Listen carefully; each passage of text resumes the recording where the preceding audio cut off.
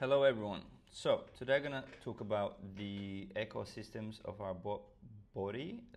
The main ones that helps us change our bodies, improve the strength, change the tissue direction or fibro direction, collagen direction, and change the way your muscles work, how fast they work, how big they are, stuff like that. So I've learned there's many systems, but there's particular two categories that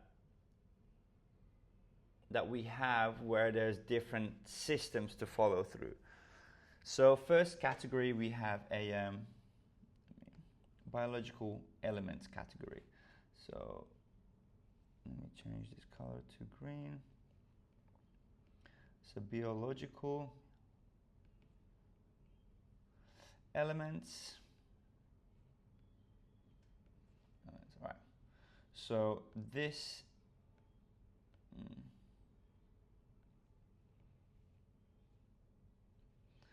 so these elements allows us to understand our body and how we can target specific parts of our tissues. Okay, and these are important to understand from a level of as a coach, especially someone who tries to heal people and improve their mobility. This is crucial to understand. And I'm still going back and forth with the lectures that I've learned. I've only been doing this for like 3 years, but 2 years I learned something. I learned stuff in the first 2 years, and then year 3 I took another course that allowed me to expand my understanding even more. So I'm still going back and forth with these principles because studying is one, and then putting in a practice is another skill, right? So you need to understand what does it mean and what you're trying to do with these biological, with these systems, right? So first we have capsular space. So that's simply saying the joint room to move. Like how much room do you have to move that joint? And the capsule is the sleeve around the joint filled with fluid and sensors. And think of it like the socket your joint lives in, right? So when it gets stiff or dehydrated, the joint loses space. There's a pinchingness, there's a grindingness, there's tightness. And when you have prolonged,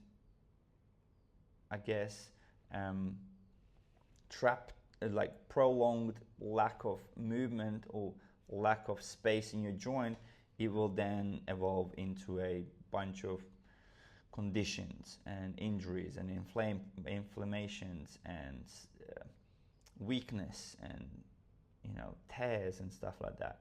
So how we train it, we simply we move through first cars. So we use cars to assess where it is that you need to open up the joint, and to influence this, we have to do pals and rails. So long isometric holds, and then when we opened up a joint, we then need to move through cars or a controlled articulated rotations, meaning it's just a rotation that your joint can move with control without any or with minimum compensations. So why it matters is if you don't have space, you can't have movement. So this is a foundation of life, foundation of mobility, foundation of anything you do. So if you have lack of space in your joint and you can't lift your arm above your head, imagine what your body has to do or accommodate to if you want to do something push above your head, or doing a pull-up. If you can't even put your arm like here, if your arm is here and you're trying to do pull-up, there's so much accommodation and so much damage will occur. So that's the first thing. We have articulation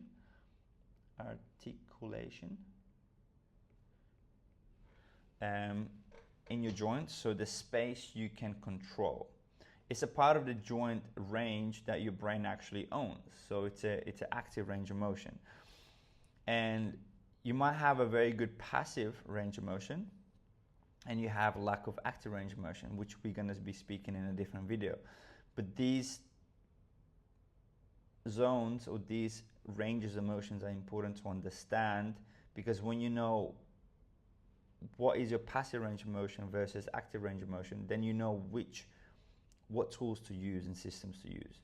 So how we train your articulation is we're doing through lift-offs, hovers, slow eccentrics. We do some end range work, so concentric work also, which is like the lift-offs and hovers. And the goal is to move from your passive passive range of motion to your active range of motion. So for instance, if you, let's say this is your entire range of motion, right? So if I had to draw a circle with my shoulder blade, this is my availability. And let's say it's optimal, right? So my passive range is optimal, meaning I don't have to increase any of the passive range. So the P is green is passive. Passive, oh, let me do this. Passive range of motion, okay? And then so passive range meaning if someone moved my arm around without me doing it, right? So it doesn't require me to move. It requires someone else to help me, or gravity to help me move through that space without me actively doing it, okay? And then let's say we have only this much of active range of motion. So that being said, if someone got my arm and moved it without me moving it, and then I had to move through the same rotation, that would be my active range of motion. And then if I have, let's say so 100% is all of my passive range. So this is my passive range. So this it equals to everything, right? But then I do the active range rotation and I only get 50% of the whole circle. So that means there's no point of me doing anything to improve this. But now I need to get the active range. So let's say this is colored in. This is my available range. So now what I'm doing, I'm trying to color in more. So let's say this is a flexion, I'm doing a little bit more flexion work. Let's say this is abduction, I'm doing a little bit more of a work in my passive range and abduction. Then there's a little bit of extension, right? Extension, adduction. So over weeks, what I'm doing every week, the zone becoming a little bit more available, okay? So let's say 12 weeks later, I've added plus 20%, maybe more, of the active range, which is what we want. So doing this or improving the range, the active range you just improved, you cannot do this with breath work or opening up the tissue, or you cannot do this with fascia release or any release. Release, again, we will speak about this later on, but release does other things. Releases are not bad, but there's just so much videos. It's like, release your tension here, release your fascia, do this breath work, do this, and they are amazing, right? But these things are it's not gonna influence your active range of motion. In order to influence this or add extra 20%, 30% of your active range, you have to adapt. And how you adapt is through stress. Okay? And then stress will create adaptation or efficient recovery, will allow you to adapt again. And what happens then is you stress the system.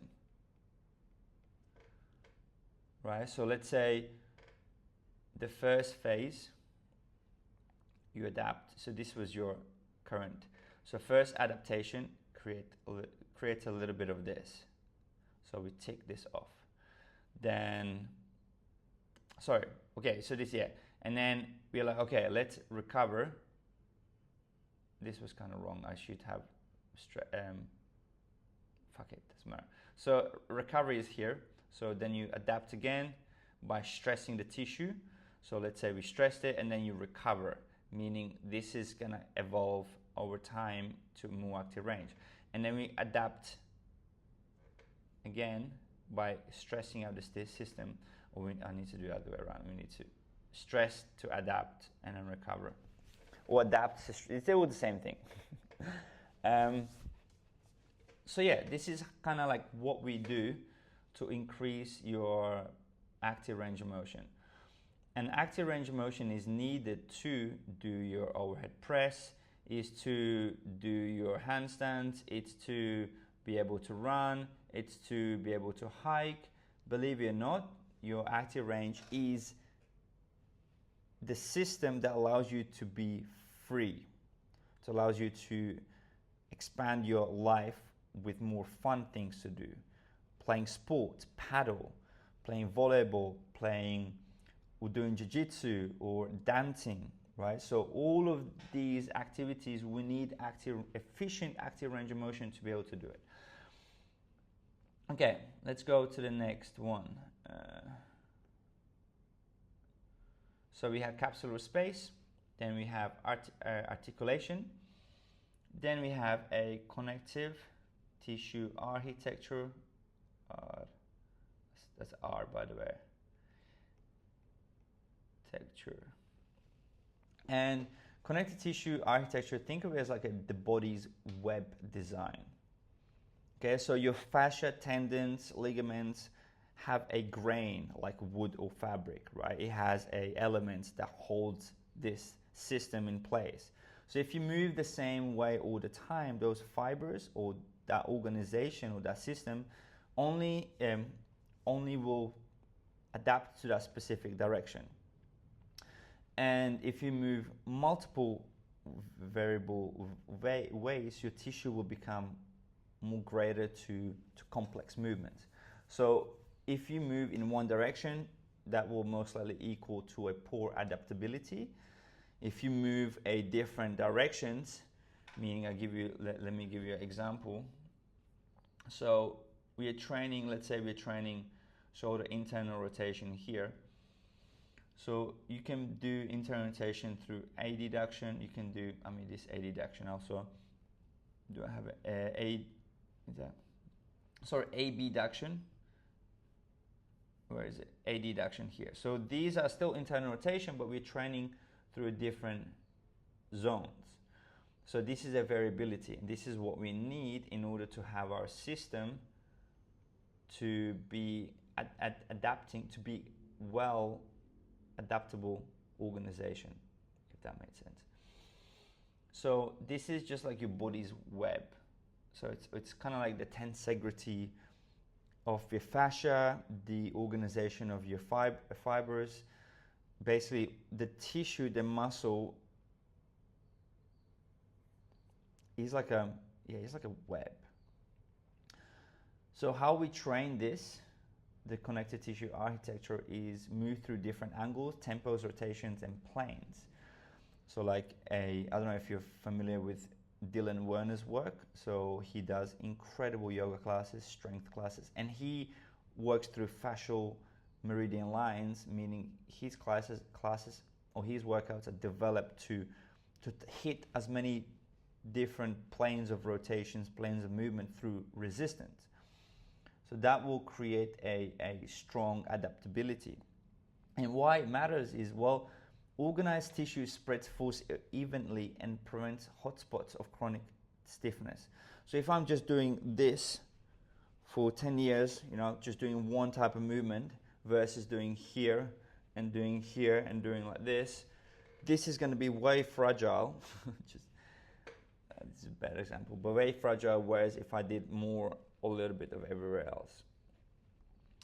So for instance, I guess this is how I would imagine it. Let's say you have a dance floor, right?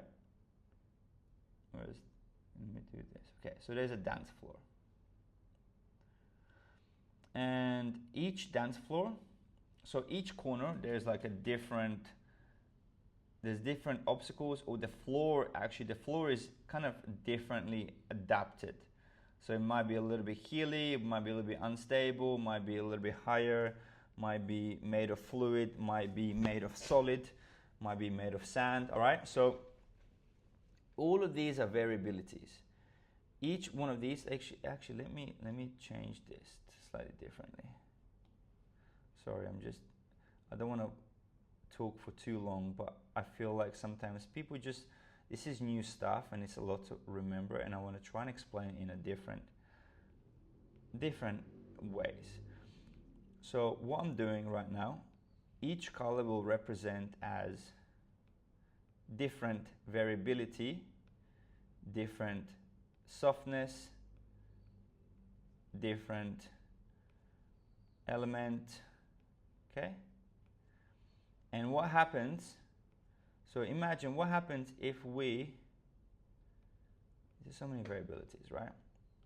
Okay, so what happens if we decide to only train our body within this space, just here?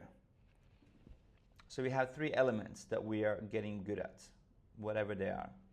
So we're going to be very good at this. So if we have to move out of this space, here, or here, or here, because we're never trying through these variabilities, we'll be beginners to it. No matter how strong and how big you are, what you haven't trained, you haven't trained. Like what you are not adapting to, your nervous system don't know what it is, because you've never been there.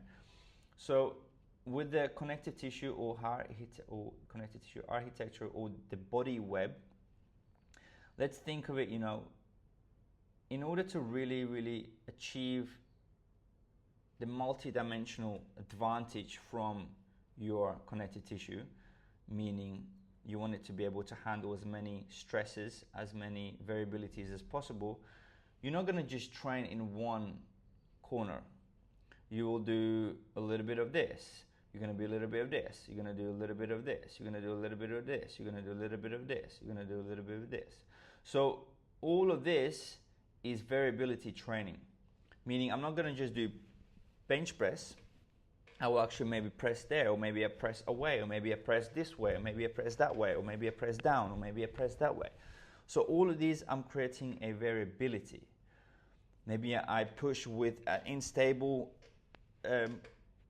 structure, or like unstable object. Like I'm pushing and there's stability moving, maybe moving, I don't know if you can see, that way, or maybe moving that way, or maybe moving that way, or maybe moving that way. All of this is a completely new training.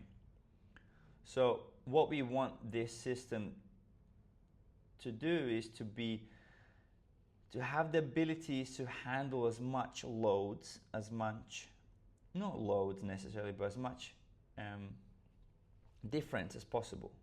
Okay, so that's why we're going to be training in a completely different way. So, but anyways, where I'm going with this, that in order to keep this healthy and strong, we have to load it up through different ways of training.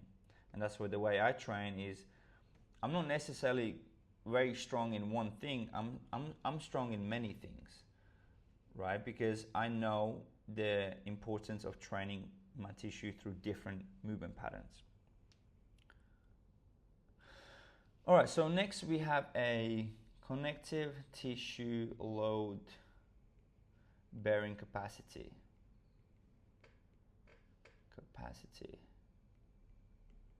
By the way, I do write nicer when I try. I'm sure you can read this. So this is the, let me go back. So this is the design of the web. Okay, so this is design.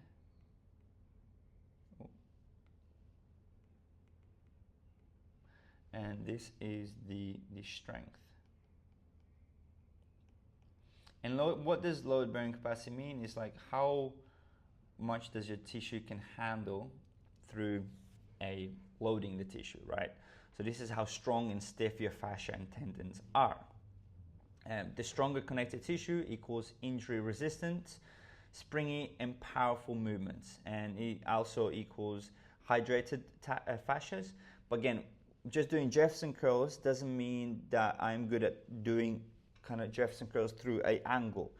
That doesn't kind of like, it's not equally the same. So you have to, if you want to be good at through the whole flexion, you have to treat it differently through straddle, moving or standing into a straddle where your legs are wider instead of close. You're doing Jefferson curls versus when your legs are wide, you're doing Jefferson curls. It's going to be slightly different. So how we train Jefferson curls, how we train the connective tissue is through isometrics at length. Oh, let me do this. So there's actually, there's 3 ways you can emphasize the connective tissue training. And again, you can't isolate one thing. Like when you train connective tissue, at some degree, you will also train your red stuff, your muscular tissue. But how you do this, or how you kind of like emphasize to get your tissue or connective tissue stronger, or the fascia stronger and stiffer in a good way, stiffer as like it can load up better and spring back better, and tendon and ligament. Well, ligament's more like, it's more of isometric loading, but it's kind of part of it because it's all like one structure. It's going to be at length, to length, at length with velocity. Okay, so these are the best, not the best, these are the only ways you will influence your connective tissue to get better at handling load. And again, we got to remember that the adaptations happen, strength adaptations happen, or remodeling happens 60 to max efforts zones. Okay, so why these matter, or why these matter to strengthen, especially connective tissue, that is like a gray area. Not many people know what it means. And also, when you do chest press, dumbbell chest press, that's training your connective tissue, or emphasizing loading up the tissue at length. So anything you're training or loading the tissue or muscles at length is emphasizing the structural or architectural strength. Still muscular stuff, but we are now strengthening and stiffening up this particular system. So why it matters is you can't express strength if your connective tissue can't handle it. Right? So this actually is a lot of neurological, kind of goes into neurological training also. But I mean, everything is nothing inseparable. Everything's the same. Not the same, but everything's one. Yeah, so this is kind of like the connective tissues. Then we have a muscle size, or muscle, which is about the noise. So we have muscle fiber size. So basically, the bigger fibers and more equals more force and better fuel storage.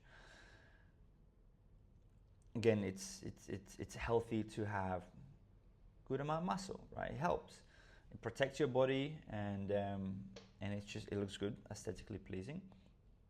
And how to train it is through traditional strength and hypertrophy. Again, reps anywhere from 3 to 12 reps. I guess, I mean 6 to 12 traditionally, but you can still build muscle and size of the fibers through reps 3, 4, 5. And why it matters is builds capacity to hold posture, control joints, and support fascia. So this is important also to build muscle. So then we have muscle type.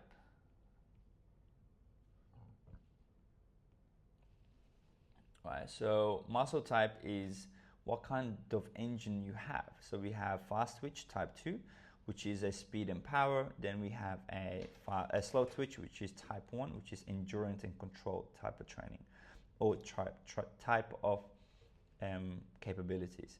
So how we train is fast twitch, basically explosive reps, short sets, heavier load, but we're working through sub maxes.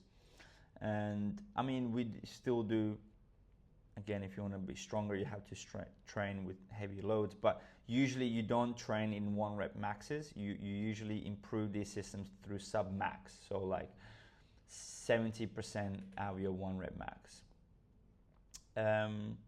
And slow twitch training, you basically do longer holds, slow tempo, time under attention. Why it matters? The right blend. The right blend gives you both control and expression through strength without stiffness. Okay, so these strengthening all of these are important, because when we have healthy connective tissue, healthy muscular fibers, healthy joints, healthy availability, then we're gonna have better articulation and we're gonna have better capsular space. But so connective tissue is also, I forgot to mention, it's training through full range of motion, like not doing partial reps, doing full training, like full length training. And yeah, so this is the biological elements. These are important to understand, but theory, because like when I learned this, the theory was one thing, and then I was like, fuck, like how, I still don't get it. Like I don't understand what is CT, what does it mean by architecture, what does it mean by load bearing capacity? And over time, you kind of, when you read more and you learn more and speak to other practitioners, you kind of understand through practice also. To kind of simplify all of this, okay, so let me go through, let's hit this. So capsular space, you need a joint. You need a joint. You need a joint to move, right? If you don't have enough space, you cannot move well. And when you can't move well, there's going to be compensations, which is accommodation. And because you keep doing the same movement or the same movement pattern, your tissues will they will burn out, right? So we need space. We need this, optimal this, in order to do the things that you love doing in sports. Things that make you feel accomplished, things that make you feel satisfied. You know, you just did a PB and it feels good. Like you're training with your friends feels good. Going for hikes feels good. And in order to do these things, we need to have a optimal range of motion, or optimal OPT, optimal active range of motion. Right? And what is optimal? Again, optimal is be able to move your shoulder without pain and well. But how I would kind of like assess is I would test different ranges and different zones in your shoulder. There's so many different zones. You can like do this, you can do this, you can do internal here, external here, you can do external here. So it's a lot of variabilities, right? But it's like we're not going to test everything. We're going to just test things that actually make sense to test, that will create the changing certain assessments or the assessments you do, and changing that rotation that we assessed will improve other rotations. So we need to find that zone that really makes sense to improve, because when we improve this particular zone, we will then get better at other zones. So articulation, so this is again, I spoke about, you need to have a good articulation, meaning you should be able to move without pain. Without pain. And yeah, it should feel should feel smooth. Smooth. Oh, double O. Right? That's healthy. You need a joint to move, you need space to move. Capsular space, articulation, move without pain, should feel smooth. Then, oh, how do I move? There we go. So then connective tissue, all of this stuff, is a scaffolding. So this is scaffolding. Okay, so you know, like when you build house, you need to first have a scaffolding, like walls, and within the walls, like pillars, things that hold the foundation, right? So imagine it's a foundation of a house. So this is how I see all of this design, right? This design is not the interior. It's part of interior, but it's more like the wires in the wall, the plugs in the wall, the water system, the electric system. So all of this is scaffolding, right? So if you had to like take all the interior out and just leave it with foundation, what would stay? It would be the connective tissue architecture. And then load bearing capacity is just, this is the strength, resilience, resilient, or resilient. Can't remember how to type in resilient. So when you have strong tissue or strong architecture, that means no matter what storm you're going through, meaning, you know, storm as like a movement variability, it will have resilience to handle it. And when you handle one storm, so storm, okay, finished. I made through the storm. That means that the resilience upgrade. So it becomes even better at handling that storm because it's adaptation, it's the stress. So we need this, right? And then think with muscles. So this size and muscle type. So size, I would think of it as like interior. Your interior for your scaffolding. So the size of your house.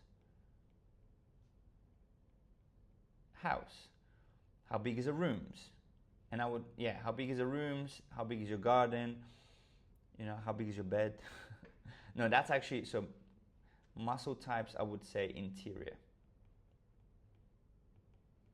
Okay, of the house, right? So this is the interior. This is interior, which is fast twitch, slow twitch. So this is how I see the biological element.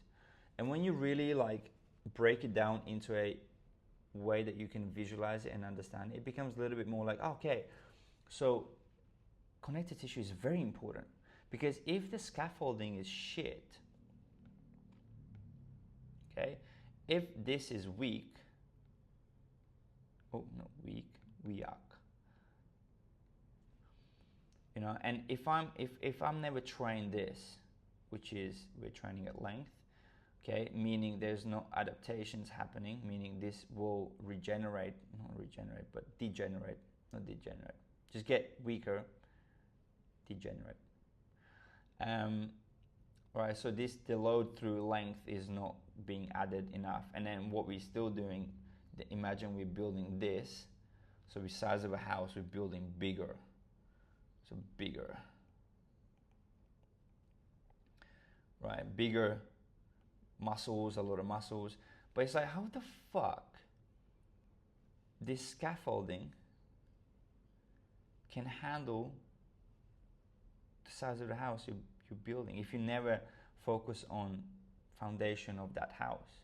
At some point this house will break, or things will accommodate, things will inflame, you know, there will be just too much load happening.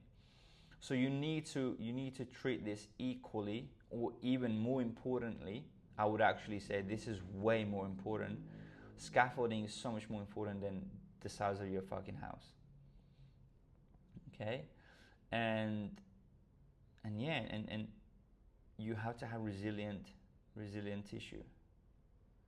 You have to have this. This is non-negotiable, and this is the reason I train at length a lot of times.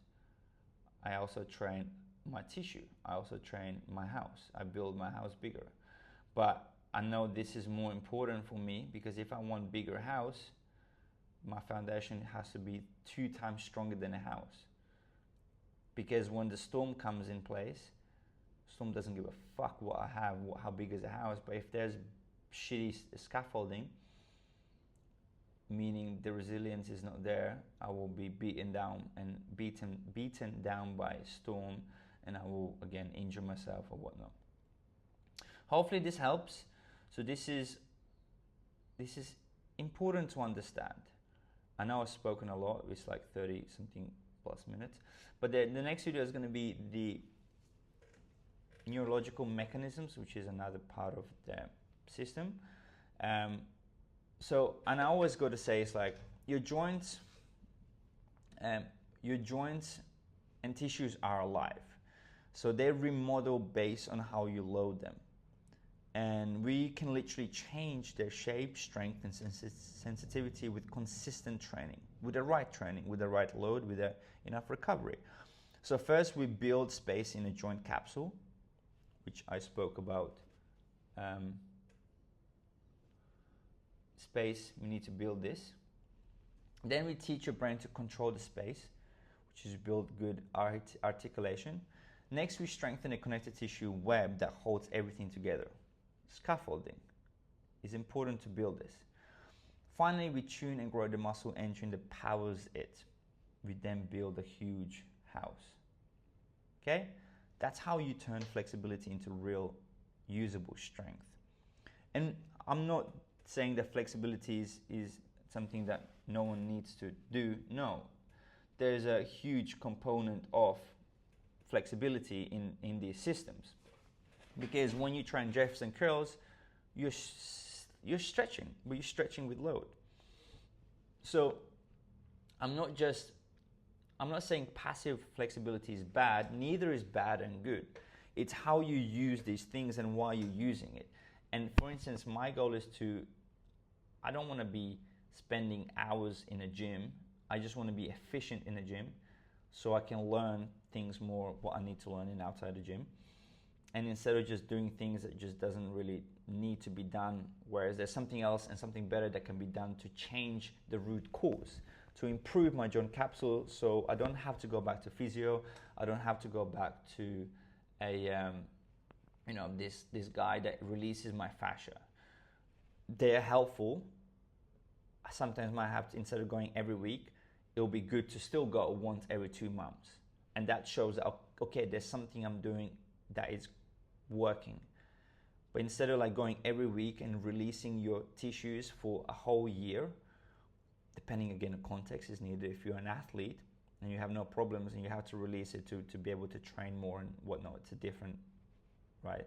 But if you want to fix yourself and you keep releasing it, it's like, what you release, but what you do with that you released? Nothing. You have to load. You have to have a system. You have to understand why we loading this, why we training this, why do we need a bigger house, why do we need a stronger scaffolding, why do we need a capsular space, why do we need this articulation. If you don't know none of this, then how the fuck can you have a system? If you don't know what's passive range of motion, or the differences between this, or how to improve passive range, or how to improve active range, or why do we need active range, and the variability training and connective tissue architecture. Like, I know these are fancy words, but this is something that can be found on internet. But again, science study, I use ChatGPT to read science, to understand things, to break down things to a level that my autistic brain can understand, so I can explain these things to you.